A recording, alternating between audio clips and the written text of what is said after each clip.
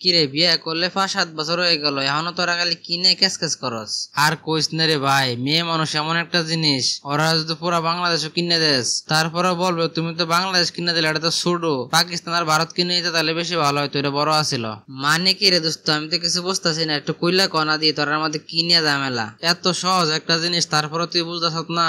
আচ্ছা ঠিক আছে, দাঁড়া তোরা আমি উদাহরণ দিই, তাহলে সবকিছুর প্রশ্নের উত্তর একবারে হয়ে যাবে। এক রাজ্যে এক রাজা ছিল। ওই রাজার বউ মানে রানী অনেক অসুস্থ।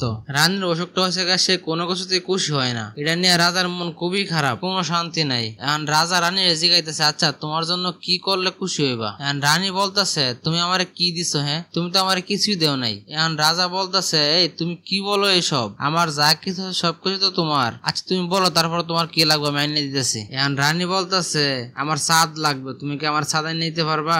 রাজা বলতেছে, আচ্ছা ঠিক আছে আমি এনে নিতে পারবো।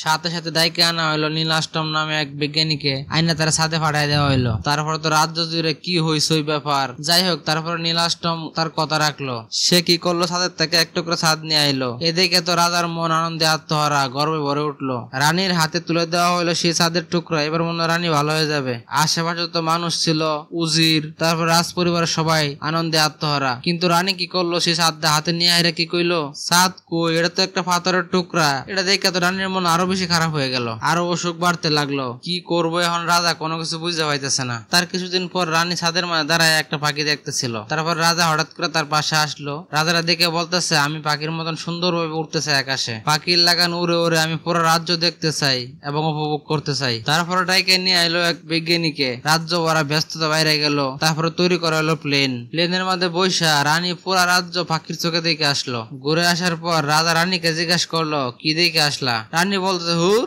উপরে কোনো বাতাস নাই, কিছু নাই, পাখি লাগান উঠতে পারলাম না, এটা তো আমি আমার ছাদের মধ্যে খাড়াই দেখতে পারি। এই কথা শোনার পর রাজার মন ভাঙ্গা চুরমার হয়ে গেল। এখন রানীর অসুখ আরো বেশি বাইরে গেল, সে কোনো কিছুতে খুশি হইতেছে না। তার কিছুদিন পর হাঁটতে হাঁটতে বিলের মধ্যে চলে গেল।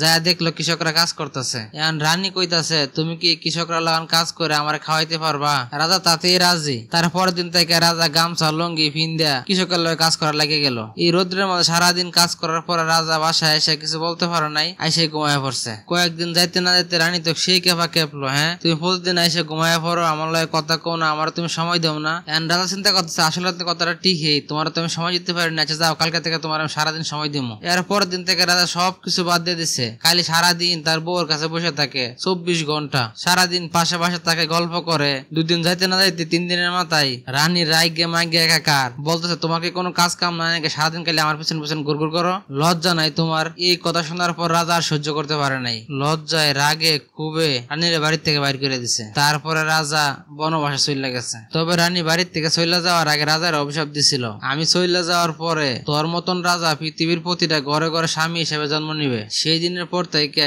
আজও পর্যন্ত সেই প্রতিটা পরিবারে রাজার মতন স্বামীরা জন্ম নিছে। আবার এইদিকে আরেক কাম হইছে, পৃথিবীতে যত স্ত্রীরা আছে বা বউরা আছে, তারা সবার শরীরে ওই রানীর আত্মা ভর করছে। তার জন্য এখনো রাজার মতন প্রতিটা স্বামী হন্য হয়ে প্রশ্নের উত্তর খুঁজে বেড়ায়, বউরা আসলে কিসে খুশি হয়? প্রিয় দর্শক বন্ধুরা, স্ত্রীরা কিসে খুশি হয় আর কিসে স্ত্রীরা তৃপ্তি ডেকর তোলে? এই প্রশ্নের উত্তর যদি কোনো বিবাহিত পুরুষ জেনে থাকেন, প্লিজ একটু কষ্ট করে একটা কমেন্ট করে জানাবেন।